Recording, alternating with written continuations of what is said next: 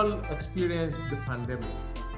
We've led in different ways, the hybrid mode, the stay-at-home mode.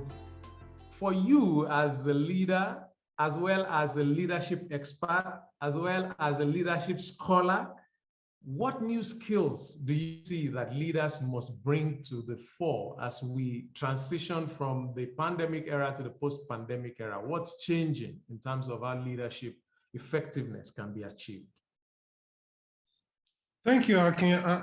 I think the first thing is to start with a concept of leadership generally. And I would say leadership is that ability to inspire people to achieve what they ordinarily may not believe they could achieve by themselves. And so leadership is being able to bring out the best in all of us in a way that we may never have actually thought possible. So that's the first foundation, I would say.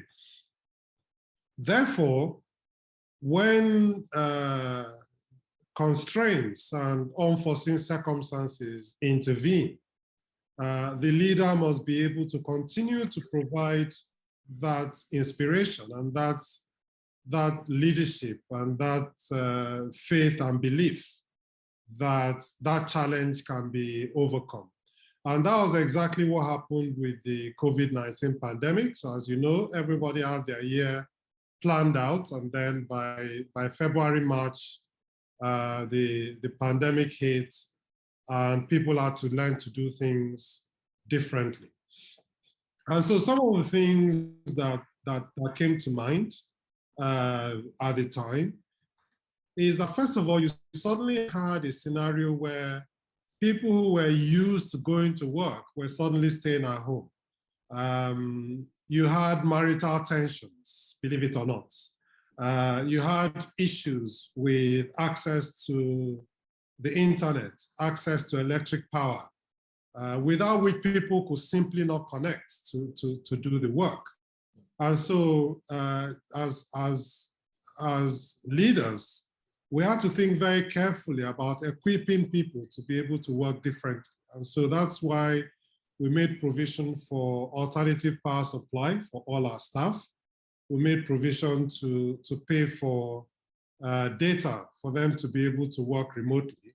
And what we then did was to cancel a very expensive internet subscription in the office because nobody was going to the office. We had locked down.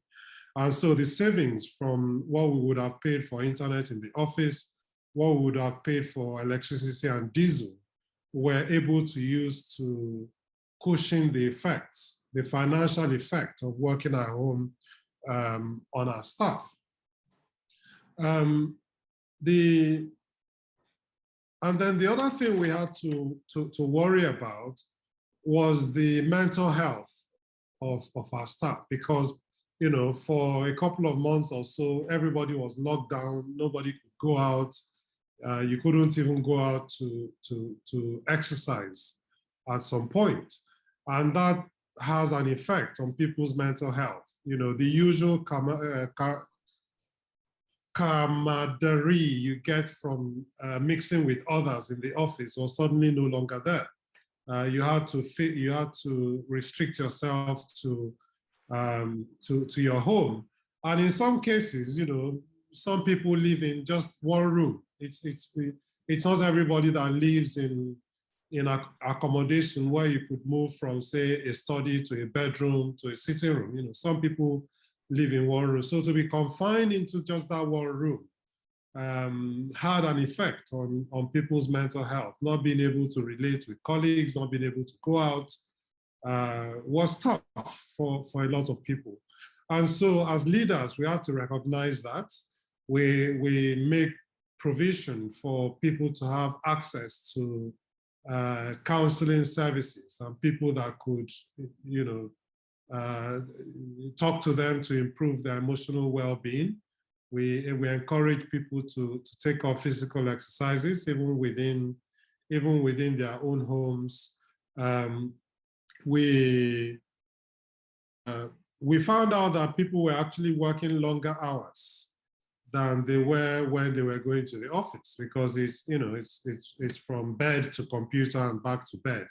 There wasn't sort of a closing time and an opening time, and that affected relationships with people. I mean, in my own case, I'm used to phoning my wife twice a day from work to see how she's doing and check on her own work.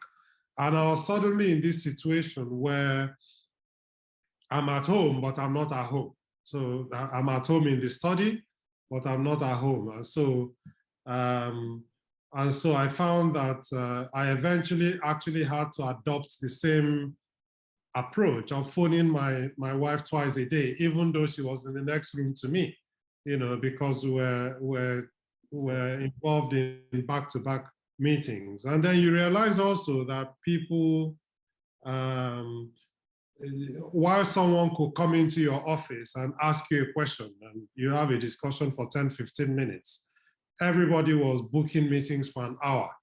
And you found out that, quite a lot of the time, they were finding ways to fill that hour, having booked it. And so again, we had to modify that to try and keep meetings to 15 to 30 minutes, unless there's a need to go above that. So there were a number of changes that we had to make. But I think in answer to your question, one of the most important things is to recognize the effects of working remotely on staff, both in terms of their mental health, but also in terms of their finances, because you're suddenly running your generator more, you're spending more on internet access, you're having to, in some cases, bring your office chair home. We had to make provision to enable people to actually bring some of their office furniture home. And we also had to introduce some sort of Friday afternoon, Friday evening hangout, if you like, where people could at least just socialize. And then we after a while, also made it mandatory that for, we're having weekly team meetings, that for at least one of the weekly team meetings in a month, everybody must switch on their videos. And we're not talking about work updates, we're talking about well-being updates. So you must switch on your video, talk about how you are, how your family is, how you feel, and how you're coping, whether you have any challenges. That's what we dedicated the last meeting of every month to doing. So that aspect of being more mindful of people's well-being is one important emphasis that leadership had to make within this changing environment. Thank you so much, sir. I mean, I hear that leadership became human in that sense. There was a lot of empathy, there was a lot of creativity, and then ensuring that we didn't put people over profit. We were looking at how to make people comfortable to work. And that's, in my view, something that cut across some of the very good organizations that I have had their leaders come around and have a conversation. So thank you for, again, adding that to the motif that we have about how leadership worked in the pandemic era.